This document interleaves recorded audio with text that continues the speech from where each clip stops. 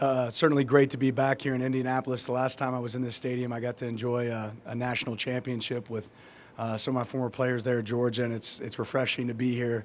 2.5 years from that moment, it's been so rewarding to be a part of our program at Oregon. I'm certainly excited about that. I want to start by thanking our commissioner, Tony Petitti. I've been so impressed sitting in these Big Ten meetings early as a newcomer, not only with his vision of the conference, but his ability to listen and work with our coaches, and extremely impressed with the coaches that I get to sit alongside. Every one of us is very competitive, but I'll say, what's impressive about that room is how much these guys care about people and how much they care about the game. And their leadership certainly shows up in this conference, and something we're grateful to be a part of. I also want to take some time to thank Craig Bohl and the job that he does with AFCA advocating for our coaches. He's been really instrumental in some of the legislation that's passed that's going to improve our game, and grateful we have a voice there that's listening to us and respects it. This summer has been absolutely bittersweet for me. I got to spend some great time with my family. We went back and spent some time in Missouri, got to explore a lot of places here on the West Coast, the Pacific Northwest, and it's just absolutely beautiful country. I'm really excited for everybody in the Big Ten, the fans, to get to experience some of the beauty that exists here in Oregon. I'm certainly grateful for that time. Our three boys right now are back home doing church camp, but my kids are just at that perfect age, 14, 13, 11. I wish I could freeze time. Some of you parents out there know how valuable that is, but I've got a unbelievable home. I got a head coach at home, Sophia, my wife, that's been the absolute, backstop, the root for our family, and made this summer a whole lot of fun for us to spend some time together in fellowship. I think she's ready to send me back to work, so it's good that football season's here. These past 3 days, we just wrapped up a coaches retreat in Central Oregon, another beautiful area. We spent some time going over, future opponents, some summer scouting, and really leaning in on one of the most important traits in our program, which is connection. Focusing in on, the roots of our program, what makes us an elite coaching staff, how we can build our roster, what things are going to be in front of us in our future, and also just an opportunity to fellowship and spend time together. It's a staff that I really enjoy, being a part of. We have some newcomers on our staff. I'm excited to see them grow within our program, but certainly value that time and the beauty of our state over the last few days. But also this summer we experienced, great sorrow, and losing a player that means so much to us. Had finished his career here at Oregon. Losing Kyrie in a car accident this summer it hurt. That's one of those things you wake up as a coach and you hope to never see. And I'm feeling for him and his family. I want to give a special thank you to the Minnesota Vikings and the way that they've taken care of Kyrie and his family, and somebody that we certainly want to support. He's a guy that I always tell myself we have to be grateful for the time that we got to spend with Kyrie, because that's something that was really, really tough on our team, and tough to see a guy that had such a bright future, and his life being cut short.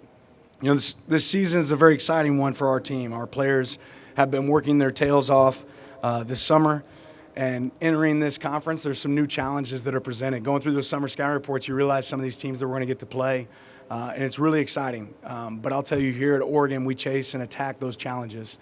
We're excited about the traditions that exist here in the Big Ten. We're excited about some of the venues that we're going to get the opportunity to play in, but we know that none of that really matters until you start with game one. This off-season, we spent some time studying a couple books that hopefully will give us an edge. We studied The Art of War by Sun Tzu. We also studied the book Hidden Potential by Adam Grant. Hopefully those are some books that we can kind of lean into this season and give us an edge as we attack this future season. I'm also really proud of the growth our team has had off the field and the impact they've made on their community. Our guys do a lot of projects in community service, working with kids' sports, making 230 beds with Sleep in Heavenly Peace for kids that don't have beds, traveling the world, really making an impact. I'm really proud of the community service that our guys do and how they've been able to impact our program and our community, because these guys are so much more than just football players.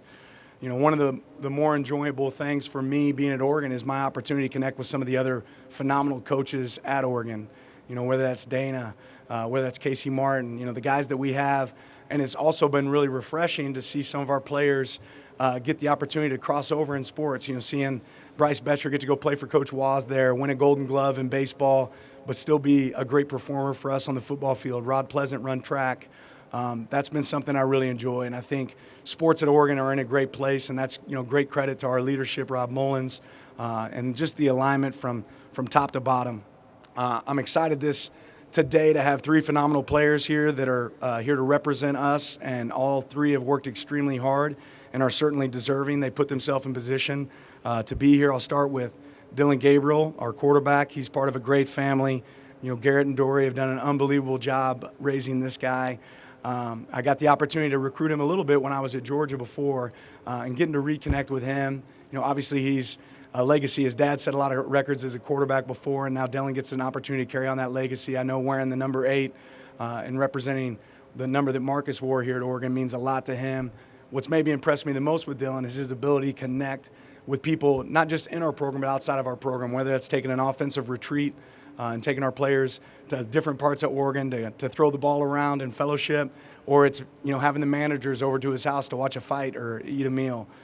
He's really done a great job of connecting quickly. I'm excited about the experience that he brings to the position, and I know that you guys will enjoy getting to visit with him today. Also excited to have one of our greats, one of our best players, Terrence Ferguson here, tight end, a guy that certainly had a decision after the season whether he wanted to return or not, or have the opportunity to go on to the NFL. I have to give a little shout out to Terrence. He just was engaged, so he is a fiance. Certainly excited for him and his future there. The job he has done this offseason, the work that he's put in, the leadership role that he provides for that tight end room, but for our offense and our team, has been amazing. Those of you that haven't got the opportunity to be around Terrence, one of the things that I really love about him is when we go out the practice field and his foot steps inside that white line, he's running. He attacks every day with vigor. He's been a great teammate to our team and done a great job, plays with great passion and energy, but certainly excited about him. And his parents, Cody and Don, have done an unbelievable job and fight for every moment they can to spend around him. So great to have him here. On the defensive side of the ball, we were able to bring Jeff Bassa here, one of our linebackers that's has a little bit of experience with these media days, was able to travel this last year to our media day in Las Vegas. His mom, Giselle, I know is extremely proud of him and the job that he's done. This guy has grown and grown every single year that I've been here into this leadership role to now to the point where we have a coach on the field. If we had to have Jeff call the defense, he could tell you why. He's calling it and what he's doing. He's the kind of guy that can run the drills. If a coach isn't present, he's a true leader. He wants to attack his game. He doesn't want you to tell him all the things he's great at. He wants to be coached. And then he coaches the guys around him. He demands excellence, and I think you'll see that well represented today. Ultimately, what should the Big Ten know about Oregon? That we're mighty different. Mighty different in a lot of ways. You look out there in the pond, you'll see a big old duck. I'm hoping we get to travel that duck to all of our away games this year. Right? We're mighty different when it comes to the jerseys you might see us wear or the facilities that we get to be in, and we're innovative. And we've always been on the cutting edge of everything we do. We're certainly positioning ourselves to be in the cutting edge, and we're grateful for the opportunity to compete in the Big Ten. Excited about this opportunity in front of us, and excited to see what this team does. It's a brand new team. It's not the same new team as last year. On our team right now, there's 10 players that were on this team when I first got here, so you're talking about a new group. And these guys have completely bought in. Excited to see them perform. I know they're anxious to get on the field, but there's a lot of work between now and then before we do that. But to value your time, we'll go ahead and open it up for questions. Thank you, Coach. We have our first row on the right here.